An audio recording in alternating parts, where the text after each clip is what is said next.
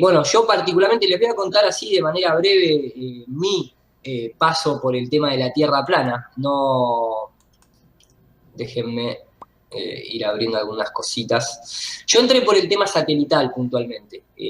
Entré por el hecho de ver que los satélites, en esa nota periodística, se hablaba de que los satélites no estaban orbitando alrededor de la Tierra.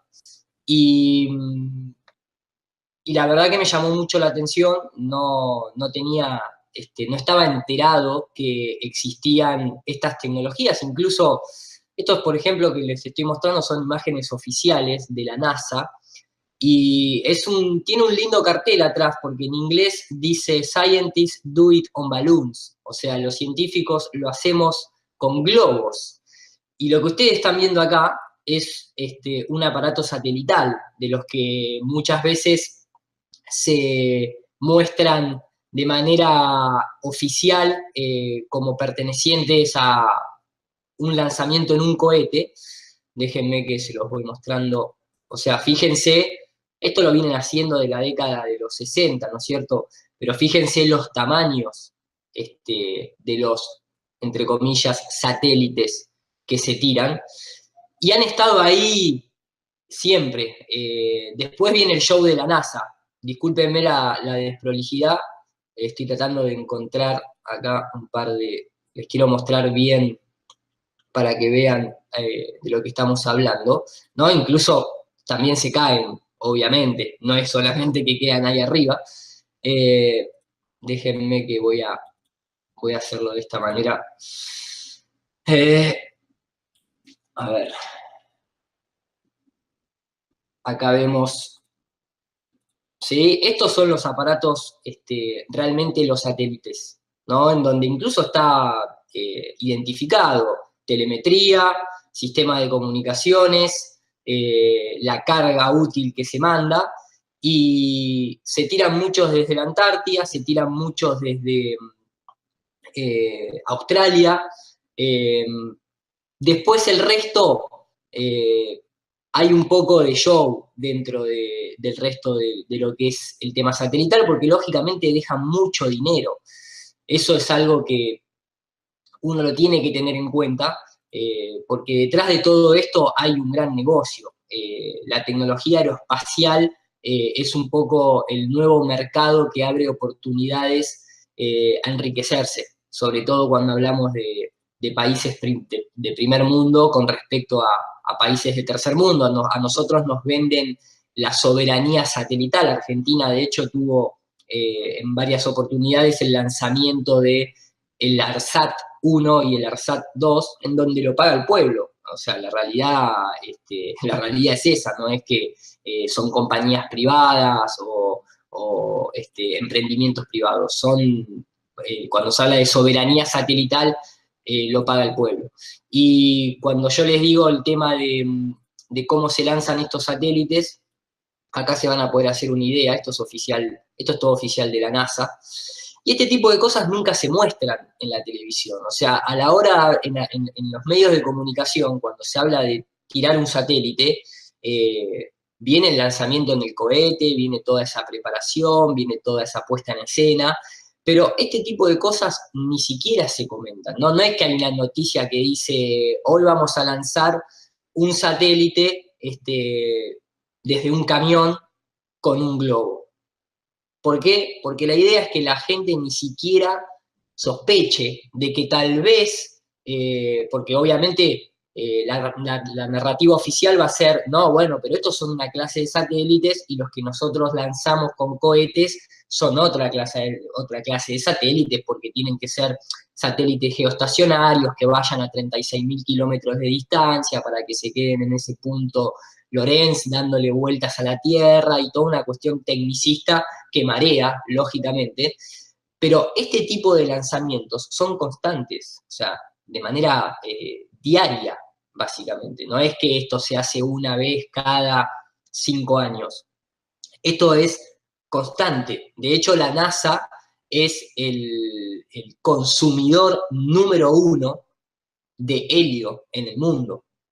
Es la empresa que más helio consume y compra en el mundo, lo cual acá pueden ver tirándolos desde tierra. Estos son equipamientos súper pesados, por eso se tiran desde camiones. Estos no son globos de los meteorológicos, que se tiran equipamiento mucho más liviano, que se tiran diariamente, incluso hasta varias veces durante el día, porque se utiliza para sacar telemetría, para después proveer a los servicios meteorológicos, cuando supuestamente están los satélites ahí orbitando constantemente. Entonces, es un tema que abarca muchísimo dentro, porque es una conspiración realmente. De hecho, acá lo que ustedes pueden ir viendo es, fíjense, a medida que los satélites se van alejando, cómo uno los deja de ver. Y acá estamos hablando apenas de kilómetros. Mucha gente se confunde y dice, no, yo veo a la noche, veo satélites porque yo veo el puntito blanco que pasa por arriba mío. Es imposible ver un satélite desde la perspectiva que lo cuenta la narrativa oficial. Desde esa perspectiva de un satélite a más de 1000 kilómetros de distancia, que supuestamente lo ilumina la luz del sol y por eso uno ve ese puntito blanco moviéndose. No da lo que se llama la resolución angular, no da la distancia.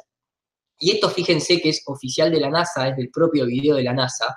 Estos globos llegan a 40 kilómetros de altura. Fíjense que ahí ustedes ven el globo blanco, transparente, iluminado obviamente por la luz del sol. Esto está apenas a menos de 20 kilómetros en este momento, o sea, está un poco más arriba que un avión comercial. Y ustedes acá ya no le pueden ver ni siquiera el hilo ni la carga que está por debajo.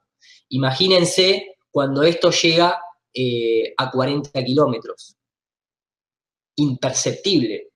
Acá, esto no sé si se llega a ver por la calidad tal vez del video, pero este puntito que está ahí abajo, ese puntito que está ahí, en realidad es eso que ustedes ven acá. Tiene el tamaño de un camión. Y sin embargo, cuando está a 20 kilómetros, 18 kilómetros de altura, ya ni lo ven. Entonces, imagínense tratar de ver un satélite a 1000 kilómetros de distancia. Es imposible. La realidad es esa. Y después, imagínense que este simple video de la NASA oficial, cuando llega al final, muestran esta pequeña filmación a 40 kilómetros de altura, y acá no hay curvatura. Esto es la Tierra en su esplendor, y mucha gente se confunde con esa línea de ahí atrás. Muchas veces la gente cree que ahí está viendo una curva y no un círculo. Y cuando uno se pone a ver un poco la óptica y cómo funcionan, porque lógicamente nosotros hemos ido, bueno, acá el globo después cae a tierra y se recupera, y esas son un poco las filmaciones que se muestran, ¿no? Y nosotros estamos todo el tiempo acostumbrados a lidiar durante año tras año tras año de nuestra vida con imágenes provistas desde el espacio de la NASA de una Tierra esférica, y entonces, claro, es muy difícil tal vez sacarse de la cabeza esa situación, porque lógicamente todo el tiempo a lo único que uno ve es una Tierra esférica constante, provista por los medios de comunicación de masas, por las películas, por Hollywood, por los noticieros, por la NASA. Es como que a mí, por lo menos, me sirvió mucho cuando yo dije, bueno, está bien, pero si la Tierra no es esférica, ¿cómo es la Tierra?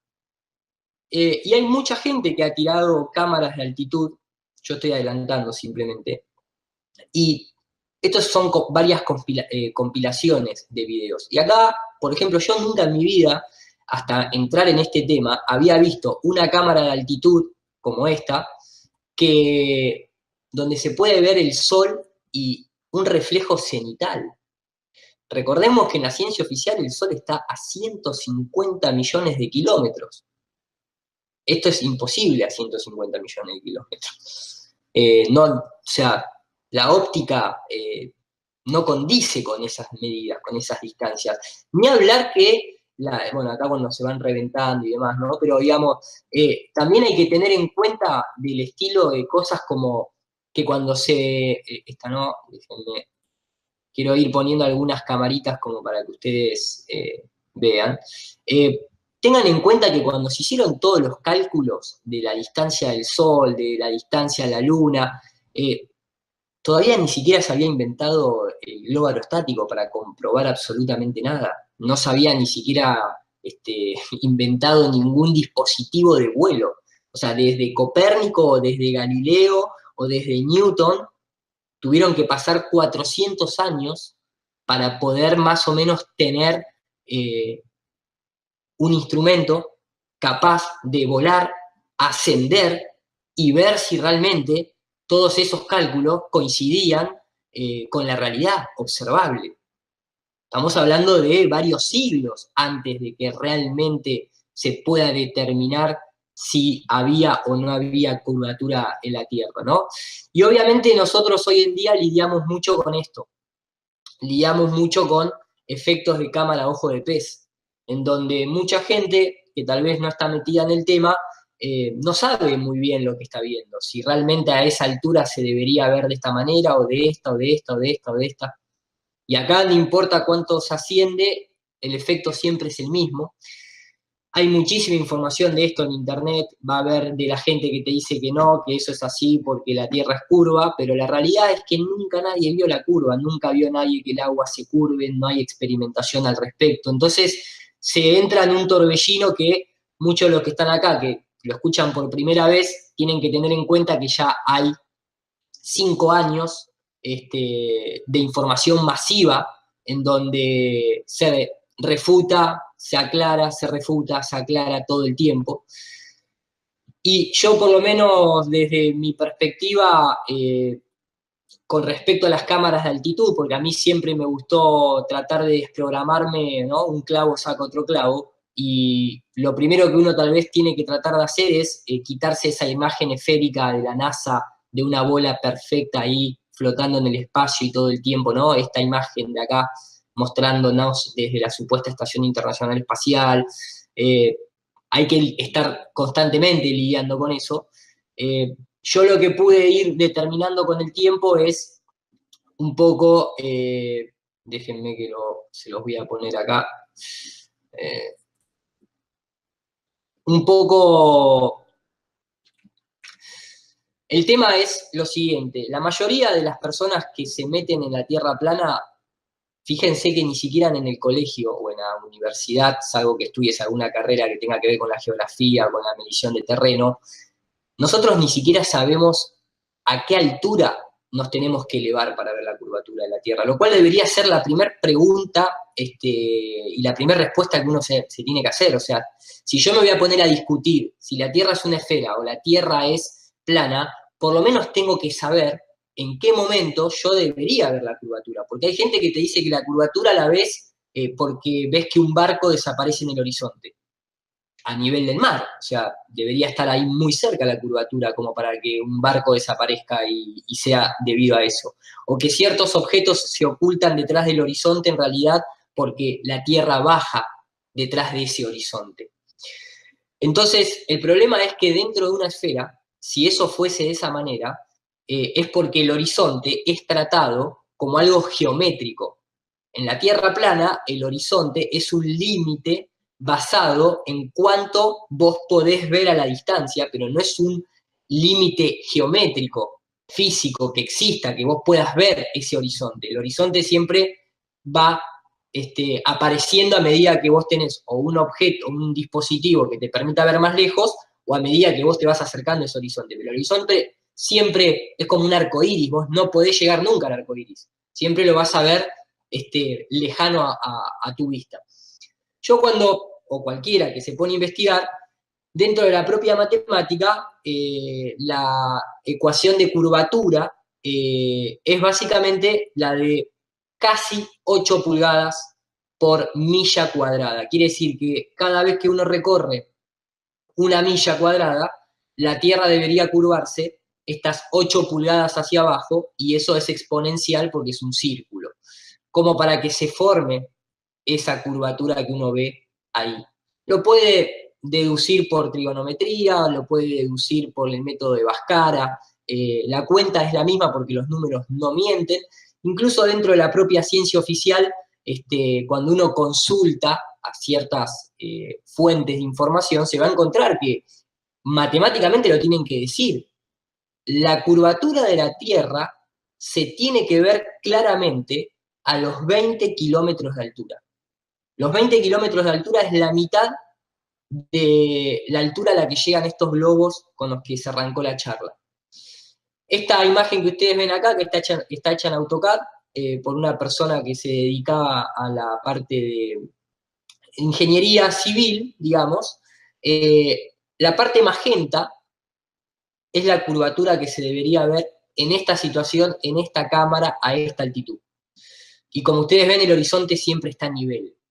Entonces, cuando uno va viendo estas compilaciones de cámaras que llegan al doble de la medida oficial, siempre se va a encontrar con la misma situación, se va a encontrar con una fuente de luz muy cercana, se va a encontrar con un horizonte recto, y se va a encontrar con una situación de que no se puede ver más lejos porque no da la resolución del dispositivo. Incluso acá pueden ver imágenes que son reales, eso que ustedes ven ahí atrás, acá abajo, es un avión que está pasando y está dejando lo que se llama, bueno, hoy en día es un tema bastante discutido si es una condensación de vapor o es una condensación química, pero esto es una línea recta de varios kilómetros de distancia, cuando supuestamente debería ir siguiendo un poco la curvatura de la Tierra. Ahora, lo que sí a veces sucede es que, tanto cuando uno está, por ejemplo, en el mar abierto, o cuando está arriba de una montaña, o cuando está arriba de un avión, si las condiciones son bastante limpias, uno puede tener el máximo de visión. Y ese máximo de visión va a ser un círculo. ¿Por qué? Porque el ojo, al igual que cualquier lente, el ojo tiene esta forma, ¿sí? Tiene una forma cóncava, ¿bien? Perdón, convexa. Entonces, como el lente tiene esa curva, tiene esa panza, si las condiciones son buenas, lo máximo que vos vas a ver siempre es un círculo, pero no una curva. Y eso es lo que se va viendo, ¿no? Incluso esto está sacado de una página de ciencia que se llama OptiWiki, que sería como una Wikipedia, pero que toca todos los temas de óptica. Está en inglés, pero acá ustedes pueden ver resaltado en rojo que dice justamente que siempre la imagen resultante, de manera obvia, va a ser circular. Esto es un poco el proceso de cuando se transforma una cámara que tiene un ojo de pez, se lo transforma en una cámara llamada rectilineal. Obviamente se venden cámaras ya rectilineales, pero todo esto se los muestro para que ustedes vayan haciéndose la idea de que siempre las lentes van a deformar y siempre las lentes van a finalizar en una imagen circular, pero no curva. Eso es otra cosa totalmente distinta. Acá se pueden ver imágenes en donde el globo está lanzado de noche, se ve la fuente de luz en la lejanía, algo que no debería suceder en una Tierra esférica. Y estas son todas cosas que ni se tocan en los noticieros o en los programas de ciencia. Nadie va a prender la televisión y se va a encontrar con History Channel o con Discovery Channel mostrando nada de todo esto. Esto es una cámara, incluso ustedes van a poder ver cómo las nubes cambian de forma, como en la vida real, algo que nunca se ve en los videos de la NASA. El horizonte totalmente recto, y acá estamos hablando de distancias de varios de cientos de kilómetros. Entonces, acá son, por lo menos, en estos varios años de que hay mucha gente ya metida en este asunto, la verdad que la recopilación de información que hay es muchísima. Y cuando uno eso lo pone en una balanza, para justamente, bueno, esto también en Estados Unidos y en varias partes del mundo sale ya en los noticieros, de alguna manera ridiculizando, pero no pueden dejar de hablar del tema, porque se ha hecho una situación mundial. Esto, ustedes acá pueden ver el subtítulo, pero es constante. No sé si ustedes han tenido la posibilidad incluso de ver a los presidentes tratando de desprestigiar el tema de la Tierra plana. Entonces, uno tiene que hacerse esa pregunta. O sea, ¿qué interés puede tener Obama en aparecer más de 6 veces diciendo que la Tierra es redonda en pleno 2017? Eso supuestamente es algo que ya estaba desde hace 500 años, se sabía que era redonda. ¿Por qué este tema vuelve a aparecer ahora?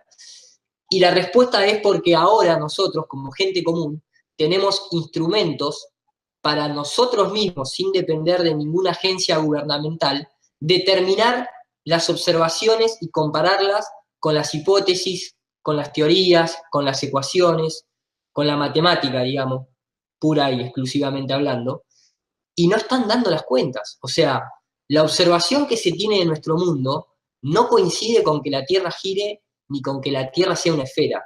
No por una cuestión de que lo digamos nosotros, gente común y corriente, sino que a medida que uno se va metiendo en este tema, lo que va notando es que ni siquiera los científicos considerados más grandes de la historia han podido jamás demostrar que la Tierra rote, se mueva o se traslade por ninguna órbita alrededor del Sol. Estos ya son cohetes, esto que ustedes pueden ver acá es directamente el cohete a 120 kilómetros de altura. O sea, ya no estamos hablando de 40 kilómetros de altura, estamos hablando 3 veces más esa altura. Esto es imposible. Esta rectitud del horizonte a esta altura es imposible en una Tierra esférica. No hay manera de que esto realmente fuese así si la Tierra es una esfera. Yo cuando fui viendo todas estas recopilaciones, todas estas investigaciones, todos estos experimentos, realmente no lo puedo dejar de lado. Por más que los medios de comunicación nos bombardeen con imágenes de la NASA es una institución fundada por personas que ahora después les voy a mostrar, muy dudosas de ser, digamos, gente ligada a la buena fe, ¿no? Esto, por ejemplo, es un globo con un equipamiento especial en donde este brazo que está acá, va a ir tapando el sol para que no moleste a la visualización de la cámara. Esto que ustedes están viendo acá es lo que les comentaba, siempre de esa forma circular, pero también lo que están viendo acá en contraste color azul es cómo el sol ilumina. Y el sol ilumina de forma radial, de forma circular, no de forma paralela, entre comillas, como nos hacen creer de que los rayos del sol entran paralelos. Este brazo mecánico lo que hace es ir tapando el sol, es una cámara acelerada, y esto demuestra cómo el sol se aleja, básicamente. Acá siempre está el sol, ¿sí? Y ustedes van a ir viendo cómo se produce esta direccionalidad de las sombras. No son sombras paralelas, son sombras divergentes, lo cual ya pone bastante en duda el modelo del globo, que se basó en aquellas medidas de Eratóstenes, con los rayos paralelos y todo ese tipo de cosas. Y esto es un poco lo máximo que se puede ver a esa altitud. Es imposible ver, por más que la Tierra sea plana, no se puede ver desde Perú hasta Europa porque la Tierra sea plana. Porque existen otras cosas como la perspectiva, el punto de fuga, obviamente un telescopio no es un lente sagrado omnipotente que te puede hacer ver hasta la infinidad. Estos son todo tipo de comprobaciones o de experimentos realizados por gente que no pertenecen a organismos oficiales, digamos, con el fin de ver si las observaciones coinciden con la teoría. Yo les mencionaba recién Eratóstenes, por ejemplo, ¿no? Y esto para que se den una idea, en aquella época, unos 300 años antes de Cristo, sin ningún tipo de medios tecnológicos ni nada por el estilo, se asumía de que los rayos del sol entraban paralelos, entonces se producían dos sombras distintas, en donde acá, como ustedes pueden ver, si la superficie es curva, este obelisco no proyecta casi sombra y este obelisco proyecta una sombra larga. Entonces uno se ponía a triangular asumiendo que la Tierra era una esfera y entonces podía determinar la supuesta curvatura terrestre. El problema es que si la luz es cercana, también se produce lo mismo. Ahora se los voy a mostrar. Me refiero puntualmente, a ver si lo tengo por acá. El modelo es válido para las dos situaciones. Si los rayos del sol entrasen paralelos y uno compara esas dos sombras, puede determinar la curvatura de la Tierra. Pero si el sol está cercano, también se va a producir lo mismo. Uno de los objetos que tiene el sol encima no va a proyectar sombra, y a la distancia, el objeto que está más lejos va a proyectar la misma sombra que se proyecta en el otro modelo. Entonces, un poco va en la premisa que uno quiere comprobar. Ahora, ¿el problema cuál es detrás de todo esto? ¿Quién vio alguna vez que los rayos del sol entren paralelos? ¿Por qué digo eso? Porque todas las observaciones que se hacen son así. Uno puede ver realmente que pareciera que la fuente de luz está por encima, lógicamente, de las nubes, pero acá se puede ver muy bien el cono que se proyecta. Entonces, uno desde tierra ve que se proyecta la luz de manera divergente. Cuando vas a 40 kilómetros de altura, ves la misma proyección de luz divergente. Nunca se produce esto. Siempre se produce esto. Estos rayos así no se ven nunca. Ahora, ¿cómo comprobábamos todo esto? Hace apenas 100 años atrás nada más. Si hace 100 años atrás más de la mitad de la población era analfabeta o no tenía ni siquiera los medios para ir a la educación que quisiera. 100 años atrás estoy hablando nada más. Entonces, esto es un poco de lo que les hablaba. Acá el punto es, yo con la medición de las sombras puedo determinar o la curvatura de la Tierra o puedo determinar la distancia al Sol. El experimento es el mismo, las cuentas son las mismas, la trigonometría es la misma, es simplemente la premisa que yo me pongo, que quiero de alguna manera descubrir. Ahora, en este dibujo que ustedes ven acá, los rayos del sol deberían entrar como están esas líneas amarillas, pero eso no se observa. Entonces, esto es una fantasía, porque la realidad no se observa eso. Incluso más fantasía todavía es que si uno se pone a indagar y uno dice, está bien, bueno, pero ¿cómo hizo Eratóstenes 300 años antes de Cristo para determinar la distancia entre este obelisco y este obelisco? Que en realidad fue un pozo de agua, ¿no? Pero no importa. Porque estamos hablando 300 años antes de Cristo, o sea, no es que llamabas por teléfono o mandabas un mensaje por celular preguntando, che, ¿cómo está la sombra allá a 800 kilómetros de distancia? Entre Alejandría y Siena hay 800 kilómetros de distancia. En una época que ni siquiera se usaba el kilómetro se estableció en el siglo XVIII, siglo XVI, por el siglo XVII. Entonces, ni siquiera se hablaba en kilómetros. Ahora, la historia oficial nos dice esto, que está marcado en azul, que es que Eratóstenes contrató a un camellero para que fuera hasta Siena y midiera la distancia que había entre las dos ciudades.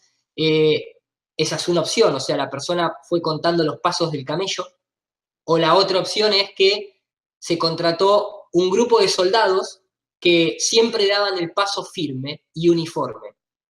Y yo digo, ¿quién se puede creer eso a nivel académico? O sea, ¿realmente nos podemos creer que una persona comprobó 800 kilómetros de distancia porque contrató a un grupo de personas de un ejército que contaron los pasos durante 800 kilómetros?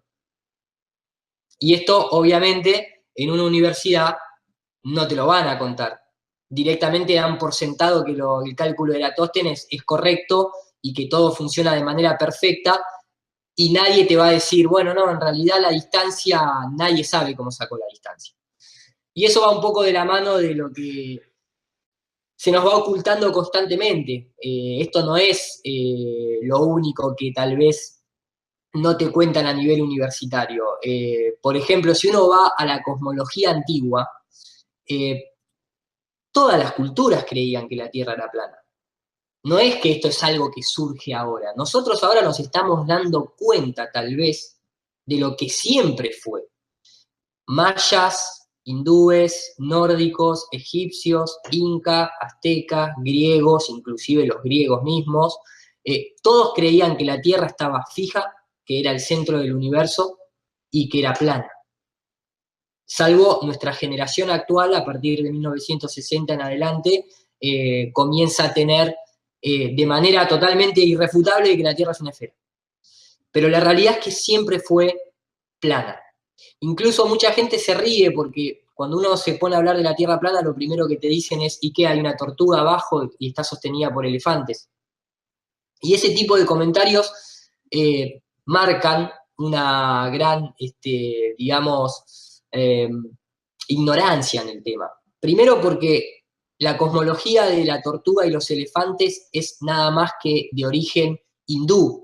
Las demás culturas, como ustedes ven acá, la inca o los mayas o los nórdicos, no ponen tortugas abajo, de hecho ponen un gran árbol abajo.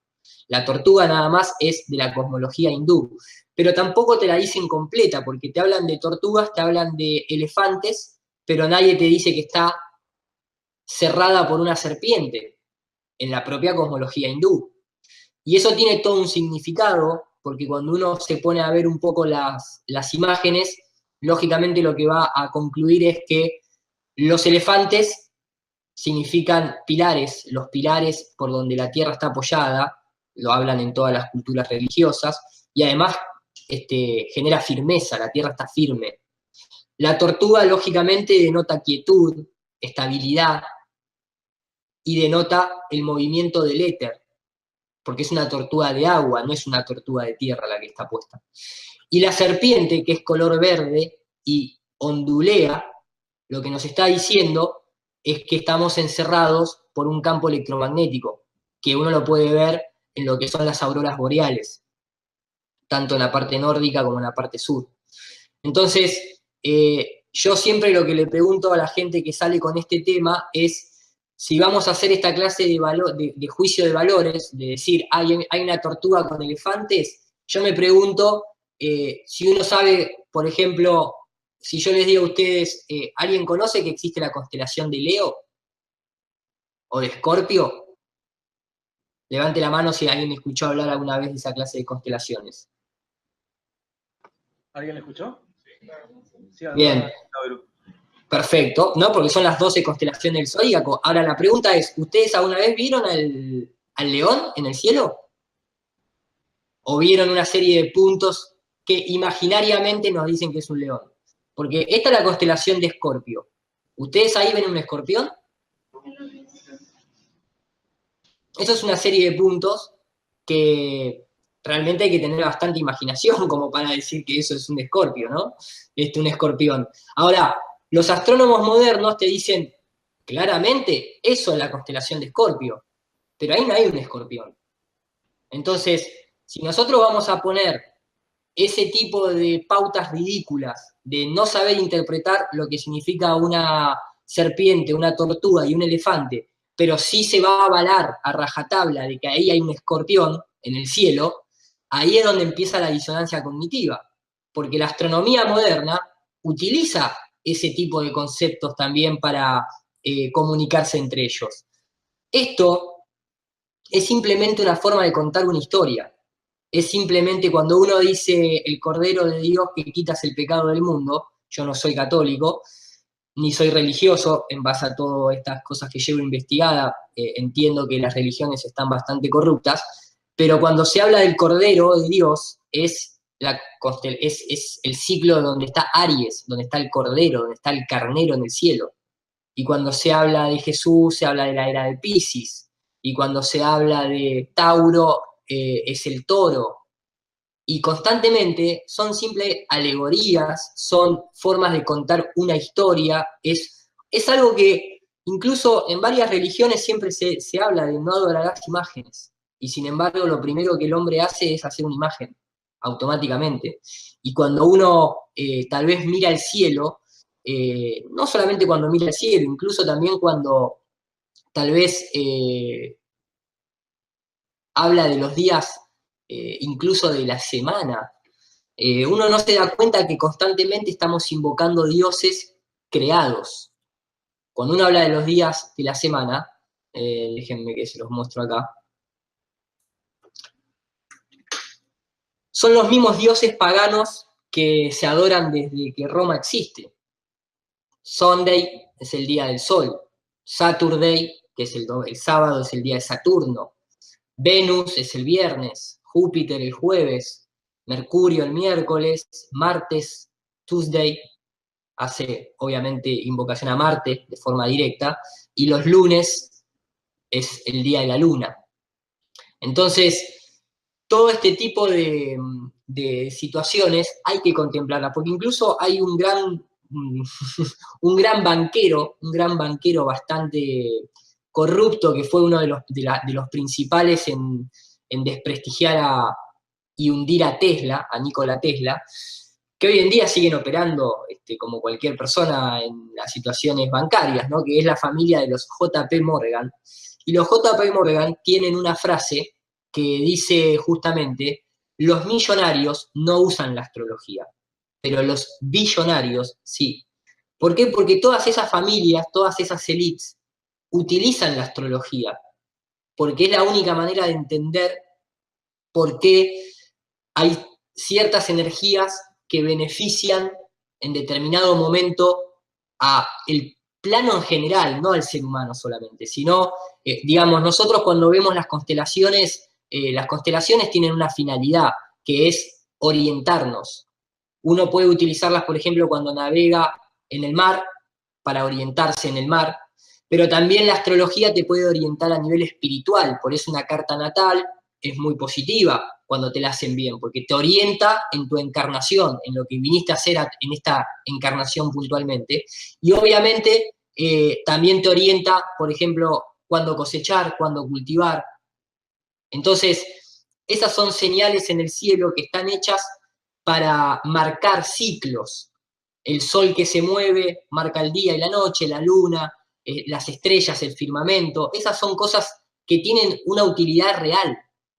Pero esa utilidad real no es nombrar las estrellas, porque la palabra astronomía es el nombramiento de las estrellas y astrología es el estudio de las estrellas. La NASA hoy en día lo único que hace es nombrar las estrellas y decir, ahí está tal estrella, ahí está tal otra, ahí está tal otra. ¿Qué hacemos con eso? O sea, hay millones de estrellas, ¿qué le vas a poner un nombre a todas? O sea, si siempre vemos las mismas, y las que tienen influencia son las que desde la antigüedad misma se vienen estudiando. Entonces, digamos que el tema es un tema muy abarcativo, involucra muchísimo, pero hoy en día lo que nosotros, por lo menos a mí lo que siempre me gusta ver es el hecho de que a nosotros nos han metido a darle vueltas a un sol que no es de alguna manera nuestro sol.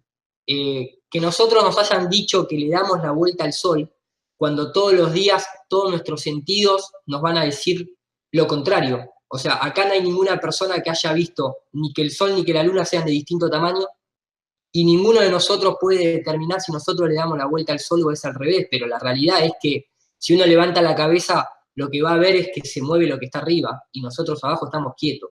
Después uno puede creer en la teoría de la relatividad y creer que en realidad es al revés, pero ni siquiera ellos lo pueden comprobar. Entonces, cuando a nosotros nos dicen simbólicamente que le damos la vuelta al sol, lo que nos están diciendo simbólicamente es que nosotros le damos la vuelta al Dios con el que ellos operan, que en este caso, al igual que en todas las demás religiones, siempre es el mismo Dios solar.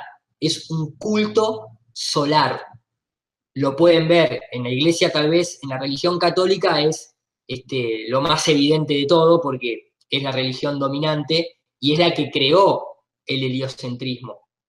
Pero en otras culturas, en otras religiones, también se puede ver constantemente una adoración al dios solar. Lo que pasa es que muchas culturas chamánicas, sobre todo de lo que es Sudamérica y Latinoamérica, tenían una jerarquía un poco más equitativa, o sea, no era que adoraban al sol, sino que adoraban al sol, pero también adoraban a la luna y también adoraban a la tierra, y de hecho, esta imagen que yo les estoy mostrando, esto es luciferismo y satanismo a la máxima expresión. ¿Por qué? Porque en realidad es la tierra la madre de todos nosotros.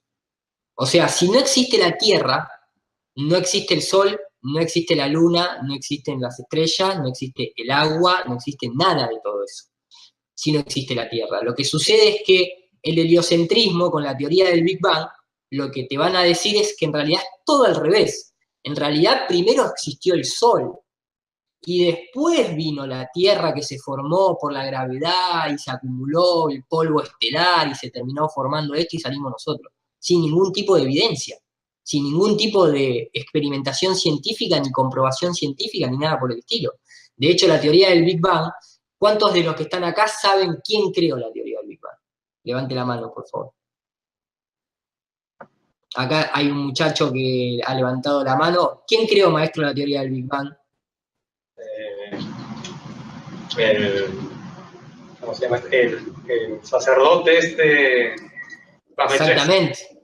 George Lamaitre, exactamente. Y sin embargo, usted, a ver, te pregunto a vos, ¿ya venías con el tema un poco de la Tierra plana o lo sabés por otro motivo? No, la verdad es que sí, la verdad es que sí. Sí, ya habíamos pasado buen tiempo. Pero antes de acceder al tema de la Tierra plana, ¿vos hubieses pensado que había sido un sacerdote jesuita el que creó la teoría del Big Bang? De ninguna manera, más bien. Yo de hecho, más bien estaba bastante en la ciencia y de ninguna manera se me hubiera ocurrido. A mí tampoco. De hecho, les voy a mostrar algunas imágenes, porque esas son cosas que, ¿por qué nos enseñan en el colegio o en la universidad?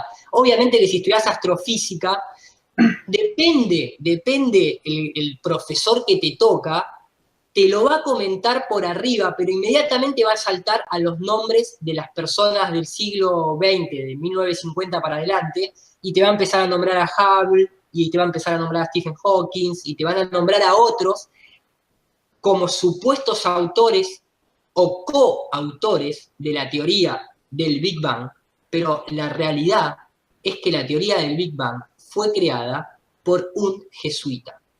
Ahora, ¿qué impacto psicológico podría tener en una institución como la ciencia, que supuestamente va en contra de la religión, si de golpe lo que vos estás estudiando te lo creó, te lo fabricó una persona que en realidad pertenece a la iglesia?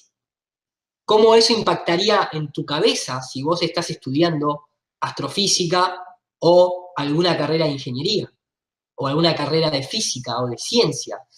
Esta persona que está acá es un sacerdote jesuita llamado George Lamaitre, que fue el padre de la teoría del Big Bang, y no es casualidad que está al lado de Albert Einstein. Porque Albert Einstein, seguramente, algunos no, pero muchos, conocemos la historia de que era un farsante que trabajaba en una oficina de patentes, pero que después se encargó de demostrarle al mundo de que era un genio porque creó la teoría de la relatividad. Pero la realidad es que no, la realidad es que era un farsante que trabajaba en una oficina de patentes. De hecho la teoría de relatividad la presentó otra persona que ahora no recuerdo el nombre, y por eso Einstein y un sacerdote jesuita están compartiendo esta imagen, y no solamente esta imagen, sino que también uno puede ver incluso a Albert Einstein. Yo les nombraba recién a los J.P. Morgan, pero la realidad es que Albert Einstein también está al lado de los J.P. Morgan. Y noticias de esa época, en periódicos, tienen títulos como que la teoría de la relatividad es más de J.P. Morgan que de Albert Einstein. Porque ¿quién creen que financiaba todo eso? Que Albert Einstein era... ¿O quién ustedes creen que financiaba los telescopios de Galileo? O las investigaciones de Newton en el año 1600. Que en esa época Galileo iba a ir a una ferretería o a una casa de óptica a comprarse los lentes. Eso se lo financiaba la iglesia. No es verdad que Galileo y la iglesia estaban en contra. De hecho, el que estaba en contra era el padre de Galileo, porque el padre de Galileo no quería que Galileo fuese un jesuita. Acá podemos ver otra foto oficial, original, de los encuentros de George Lamaitre con Albert Einstein. Acá podemos verlo incluso en la Agencia Espacial Europea, tiene su mural el jesuita George Lamaitre. Incluso el átomo, el famoso átomo, que nunca nadie vio jamás semejante partícula, es una teoría, la teoría del átomo, también fue propuesta o de alguna manera redireccionada por el mismo jesuita. Por eso creó la teoría del Big Bang. Y de hecho, mucha gente, tal vez siempre se les dice que el universo o nuestro sistema solar es parecido a un átomo. porque los planetas orbitan como los electrones le orbitan al átomo. Y la famosa imagen que todos tenemos presente en la cabeza de un átomo, ¿no? Si yo acá pongo, permítanme poner átomo, obviamente esta es la primera imagen que surge, ¿no? Un sistema orbital. Esto es cualquier cosa. O sea, de hecho, en las propias universidades de física se enseña de que esto no es así. Esto nadie nunca jamás lo vio, ni lo comprobó, ni nada por el estilo. Esto simplemente es como una interpretación artística. Ah, pero de esto la ciencia oficial no te dice esto. O sea, esto es lo mismo que ver tortugas con elefantes. Tiene el mismo significado automáticamente, o sea, no es otra cosa distinta. Ahora, el punto es, ¿por qué se le nombra, por qué se llama átomo? ¿Por qué átomo? ¿Por qué esa cuestión de que se creía que era una partícula indivisible, pero bueno, ahora en realidad están también los quarks, los gravitones, y hay como 25.000 partículas más además del átomo? Obviamente ninguna comprobada, ninguna vista, ni ninguna empíricamente avalada, ¿no?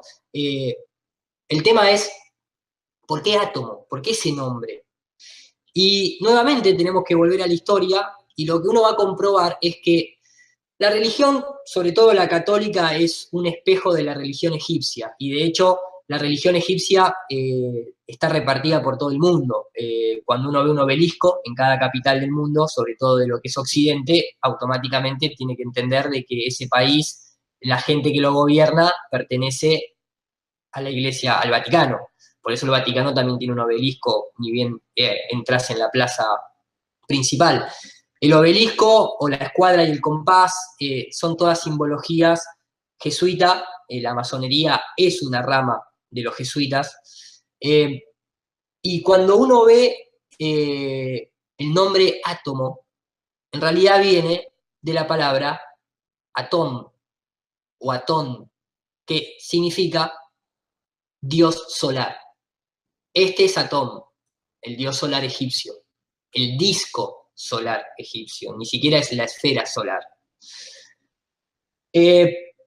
Cuando uno se cree que, cuando uno habla del átomo que es indivisible, en realidad simbólicamente lo que nos están diciendo, cuando uno habla de Atón, está hablando del dios solar, y cuando uno habla del sol, en realidad lo que está hablando es que el sol es una fuente electromagnética, no es una situación de fuego, de una fusión nuclear, como te lo presenta la teoría oficial de que supuestamente el Sol es una fisión nuclear constante, que pierde masa, que gana masa y que llega. No, todo eso es, o sea, no solamente es incomprobable, o sea, la comprobación directa es que el Sol en realidad actúa como una fuente electromagnética. Y de hecho, cuando uno se la pone un poco a, déjenme mostrárselos de una manera un poco más ilustrativa. Acá se los voy a poder mostrar. Esto que ustedes van a ver ahora está en inglés, pero es debido a que, bueno, fue una presentación que hice en Estados Unidos el año pasado y no tuve tiempo de traducirla, pero no es algo que no lo vayan a entender con imágenes. Hay todo un grupo de científicos actualmente que no son terraplanistas, pero sí cuestionan a lo que es la teoría oficial heliocéntrica y sobre todo de la teoría del Big Bang. Se llaman el universo eléctrico, y estos sí son, para los que le gustan tal vez las personas con credenciales, estos sí son astrofísicos, físicos, oficiales, o sea, estudiados en una universidad, que se dieron cuenta de esta mentira. Y entonces empezaron a cuestionar el modelo y empezaron a encontrar un montón de respuestas cuando las cosas son creadas con electricidad y no con gravedad, o cuando son manejadas con magnetismo y no con gravedad. Entonces, este tipo de personas llevan ya varios, no les digo cientos de conferencias, porque no sé si se habrán dado 100 conferencias, pero más de 30 conferencias en Europa constantemente. Tienen su propio canal que se llama Proyecto Thunderbolt. Thunder en inglés es rayo. Y cuando uno se pone a comparar, por ejemplo, en el caso del Sol, déjenme que se los muestre acá. Si yo les pregunto a ustedes, ¿Qué hora del día es esa? ¿Qué hora dirían más o menos? Si quieren levanten la mano con el numerito. 6 de la mañana. 6 de la mañana. No. 12 del mediodía. Mediodía. Bueno, eso es un rayo. Es la noche, es plena noche. ¿Por qué les muestro esto? Porque esta luz de color azul y esta iluminación que ustedes ven acá es producto de un rayo eléctrico. Cuando ustedes ven el día, también tiene el mismo color azul, porque el sol es eléctrico, no ilumina por el fuego. Es más, la luz que da una combustión, digamos, fósil, para que se entienda, no tiene nada que ver con la luz que da una lamparita eléctrica. Y de hecho, si ustedes ponen plantas al lado de una fogata, no va a crecer ninguna planta, es más, se va a secar. Pero si ustedes ponen plantas al lado de una lamparita eléctrica, la planta crece, porque nosotros somos electricidad constantemente. De hecho, si un ser humano se muere, te reavivan con un electroshock, porque todo lo que está en este plano es eléctrico. De ahí es la simbología de Zeus, el dios del trueno. La creación viene por la electricidad, no viene por la gravedad. Entonces, cuando uno compara, por ejemplo, el Sol, esto que ustedes ven acá son imágenes astronómicas de universidades hechas con telescopios de gran alcance, y esto es lo que te dicen llamarada solar, pero la realidad es que más que una llamarada es un arco eléctrico eso, o por lo menos cuando uno lo compara, pareciera más un arco eléctrico que una llama del Sol. De hecho, nunca nadie vio una llama en el Sol. Cuando ustedes ven el Sol de forma, cuando uno va a la observación, el modelo es eléctrico. Constantemente todo refiere a un sistema como Nikola Tesla y como muchas otras personas de la ciencia siempre han descrito. Lo que pasa es que todo esto también involucra la presencia del éter.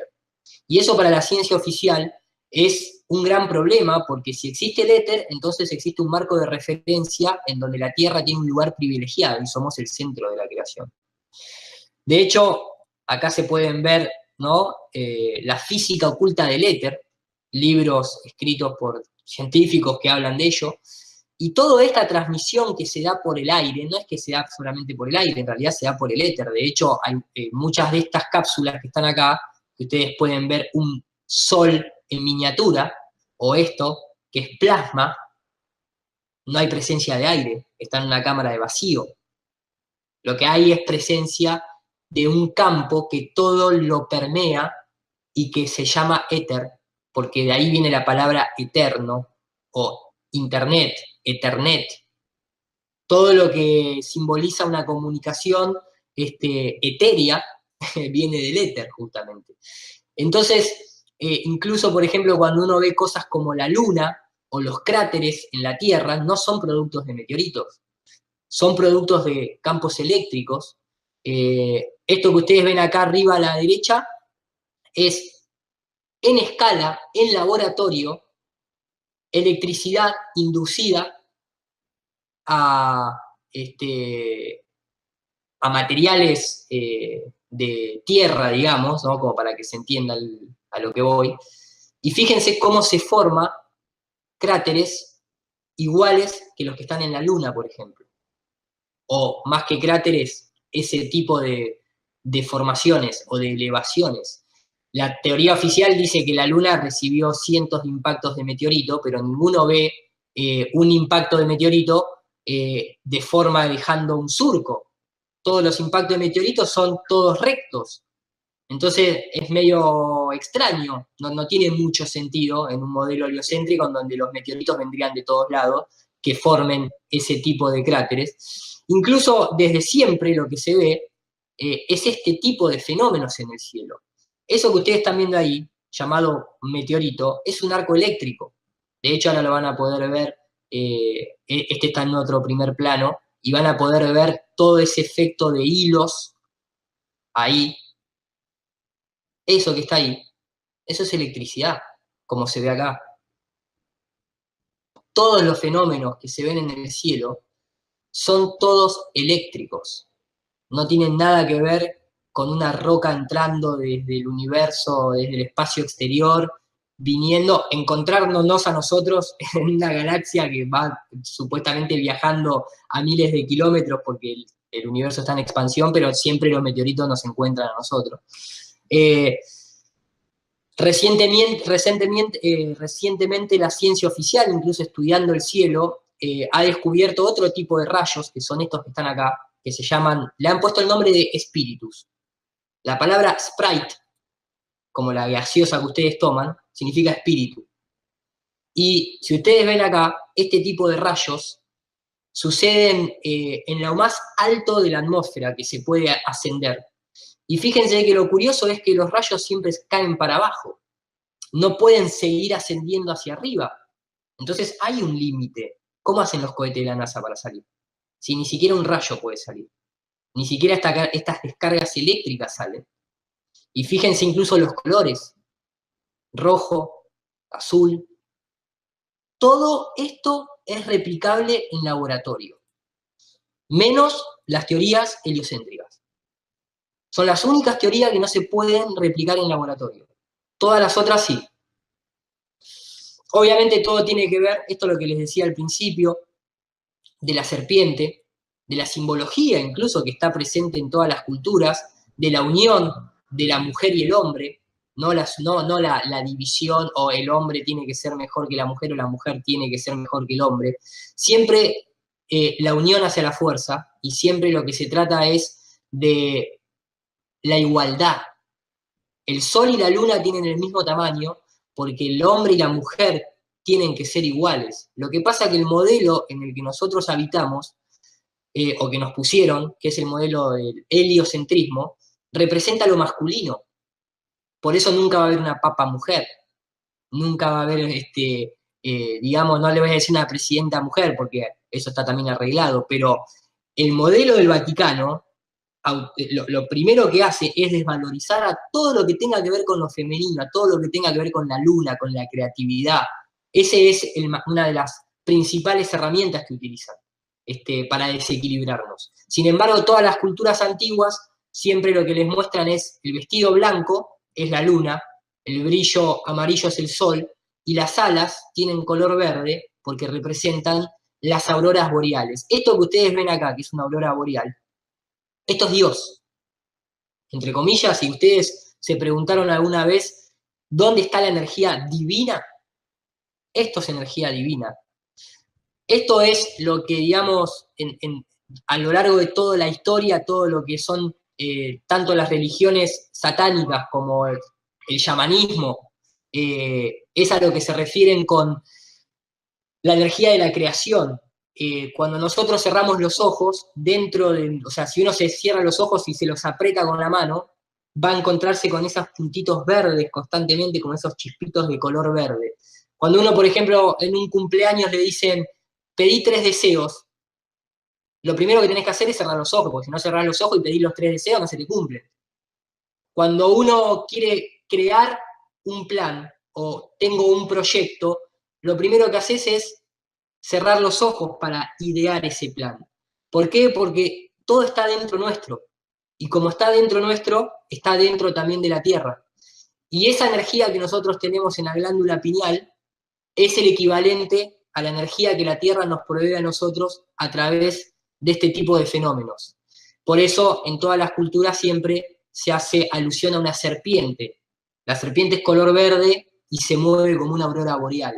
Lo que pasa es que todo eso después fue un poquito tergiversado y cuando entró en manos del Vaticano y ese tipo de instituciones, todo eso un poco se pervirtió. Pero como se dan cuenta, no los quiero tampoco bombardear con información porque da para mucho. El tema es muy amplio. No es una cuestión de si la Tierra es plana o es esférica. Es entender de que vivimos en un sistema de esclavitud total y que la principal herramienta que el sistema tiene para esclavizarnos es meternos en una bola giratoria y desvalorizarnos diciéndonos que somos un granito de arena en el medio de miles de millones de galaxias y que nadie sabe por qué estamos acá. Eso es un poco la generalidad del tema. Como ustedes, si ustedes están viendo acá, fíjense las diapositivas que van pasando, van desde cómo se fabrican las imágenes satelitales, la falsedad de la NASA, la mecánica de los fluidos como el tema del agua, quién creó la famosa luna que se mostró por televisión, la actualidad hoy en día del engaño de la estación espacial, cómo se crea esa falsa gravedad.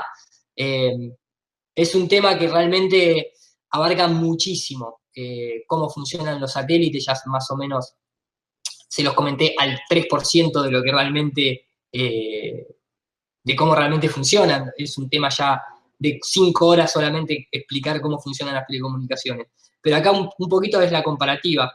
Del lado izquierdo es el show, del lado derecho es la realidad. Eso es más, ustedes tienen el Chasqui 1, si no me equivoco, ¿o no? ¿Han festejado el lanzamiento del Chasqui 1? Sí. ¿Cuándo fue? Hace 2 años, creo, ¿no? ¿2 años? ¿El Chasqui 1? ¿El satélite que mandaron? El Chasqui 1. Sí. El Chasqui 1, ¿ustedes vieron cómo lo lanzaron, el Chasqui 1? ¿Alguno levante la mano si alguno vio cómo se lanzó el Chasqui 1? ¿Alguien vio? Nadie. Nadie vio cómo se lanzó el Chasqui. Yo se lo voy a mostrar ahora, el Chasqui 1. Humala, el presidente que está en la cárcel ahorita. Está en la cárcel ahora el presidente ese. Bueno, me imagino que esto debe tener algo que ver. Este es el Chasqui 1, gente. Universidad Nacional de Ingeniería.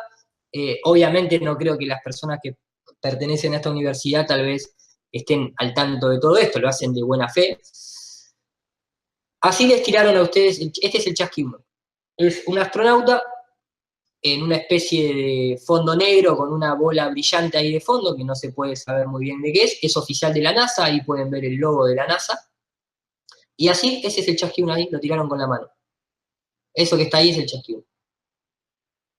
¿Ustedes creen que esto realmente es para respetar a estas instituciones?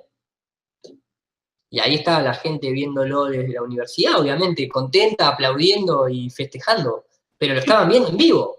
Le pusieron un satélite en órbita con la mano. O sea, Bravo. si yo realmente, ¿viste? O sea, el costo de los satélites, ¿no? Ahí va, mirá. Vos decís, ¿y en qué momento se estabiliza eso? Porque, o sea, no tiene ni motores como para estabilizarse, o sea. Y ahí está ese es el Chasqui 1. Y así están todos los países de Latinoamérica, no se sientan disminuidos tecnológicamente. En Argentina también se hace lo mismo con los nanosatélites. Obviamente el ARSAT 1 y el ARSAT 2 requirieron otro nivel de show, porque si no, tal vez se hubiese armado, con los valores que pasaron, se hubiese armado un poquito más de problemas. Pero los satélites, acá lo pueden ver, esto es en 1950, los militares empujando a mano, en ese momento, fíjense cómo se abren y lo empujan, y lo tiran empujándolo mientras que van corriendo. Lo único que cambió de 1950 al 2018 es que ahora lo hacen con un camión. Pero después viajaban con aviones y rescataban los satélites mientras que todavía estaban volando.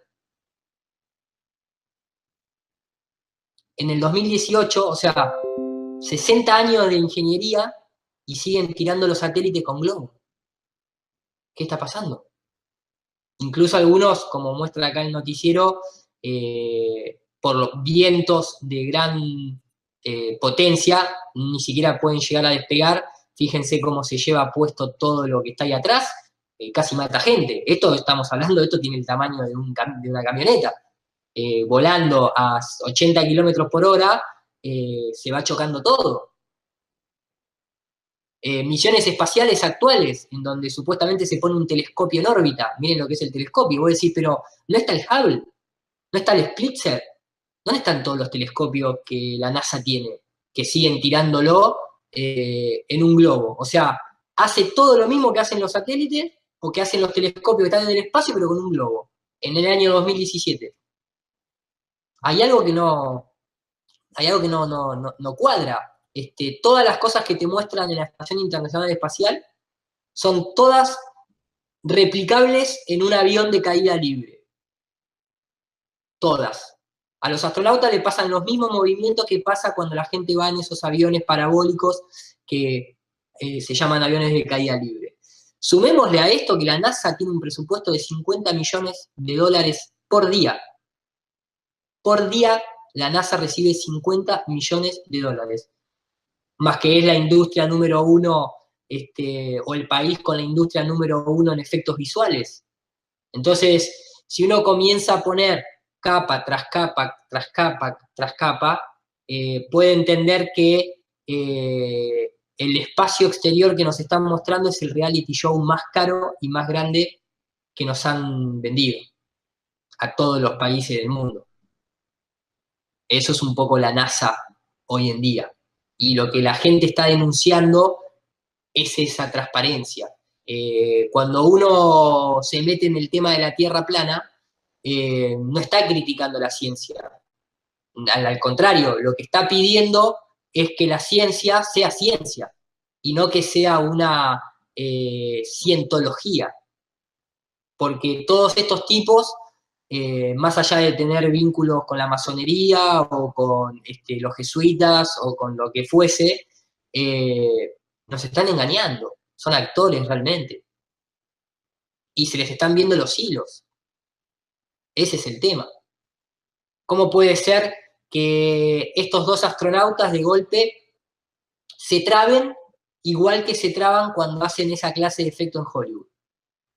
Este quiere dar la vuelta, el que está acá da la vuelta bien, pero el que está acá, de golpe cuando quiere dar la vuelta, se traba y después da la vuelta. O este astronauta que se le sueltan los cables y cae para abajo. Vos decís, esto cualquier persona que le gusta la ciencia no lo puede aceptar. No puede aceptar esto. Porque uno cuando va a la universidad se va ¿para qué? Para que en la vida no te engañen, más allá de aprender tu profesión. Cuando uno aprende a sumar en el colegio, a restar, a dividir, a multiplicar, es para que cuando vas a comprar 5 manzanas, te den 5 manzanas, y no te den 3 y te digan acá hay 5. Entonces, el 100% no, pero el 98% de la gente que se vuelca al terraplanismo somos todas personas universitarias, o por lo menos escolásticas, con un nivel de educación como el que tiene el resto de las personas. Entonces, puede haber gente que sepa más o sepa menos de matemática, pero esto es sentido común. Esto te lo da la vida, no te lo dan los números. Y eso es un poco con lo que estamos tratando de luchar, con la que no nos engañen más, porque nos dimos cuenta. O sea, acá hay algo que nos cierra. Sobre todo, contradice cualquier tipo de sentido o experimentación que nosotros vivimos en el día a día.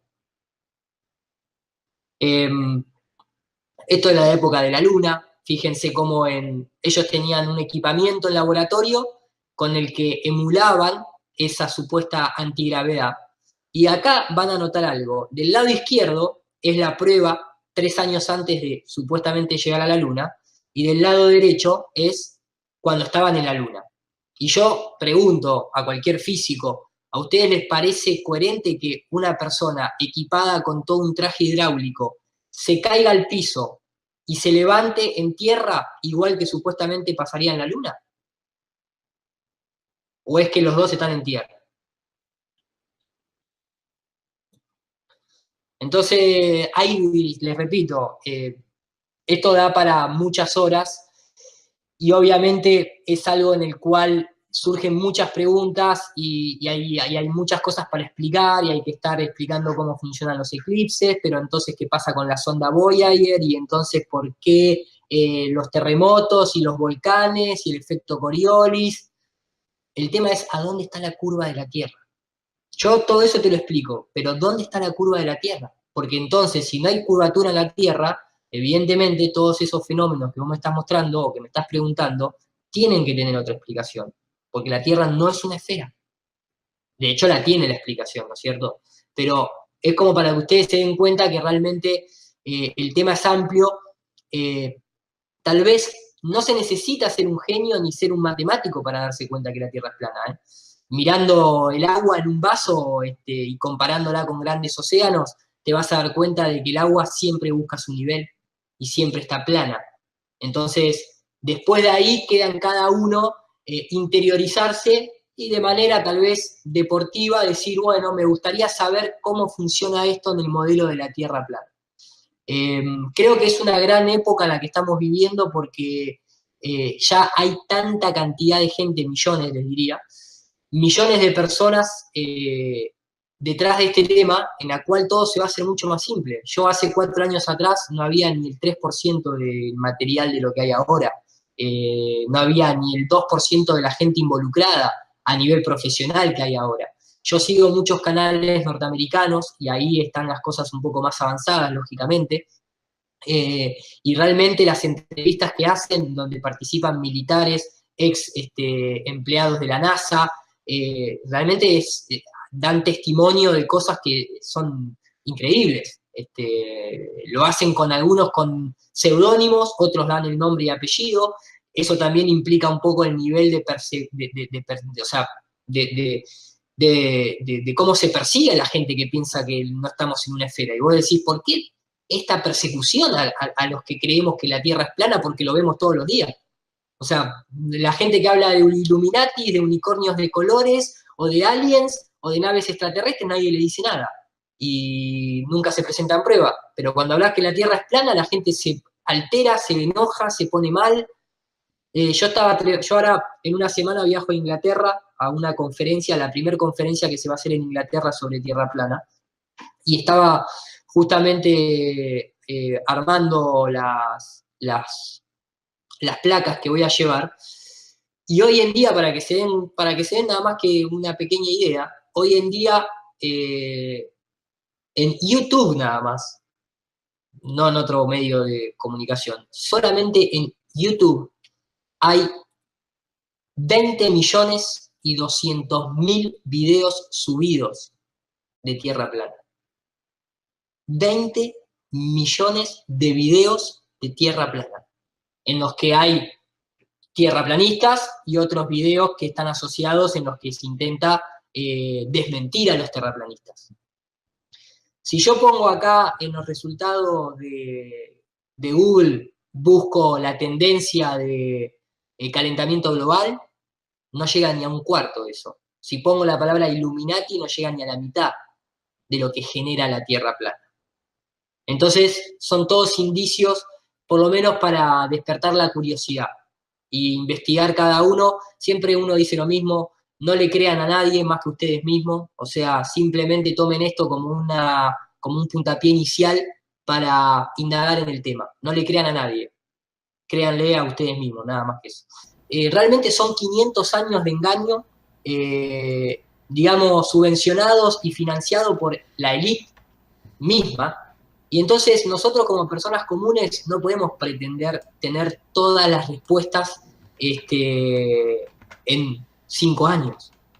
Menos que ninguno cuenta con un presupuesto ni con ningún financiamiento, digamos, de ninguna institución. Entonces todo esto es muy a pulmón, pero no tenemos nada que ocultar, ni reconocer en que uno puede estar equivocado en una cosa o en otra. La ciencia oficial no puede demostrar que la Tierra sea curva.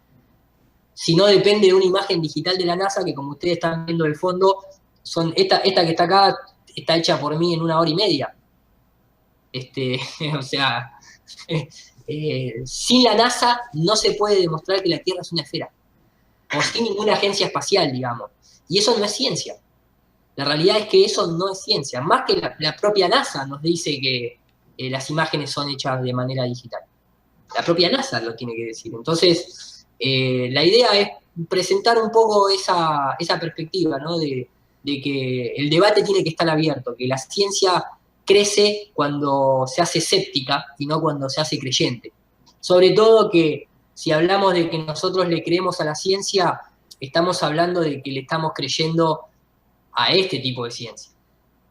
Esto es en Brasil. O a este tipo de ciencia. ¿Por qué todos los astronautas son masones? ¿Por qué? ¿Por qué todos los grandes supuestos científicos están al lado de jesuitas o de banqueros?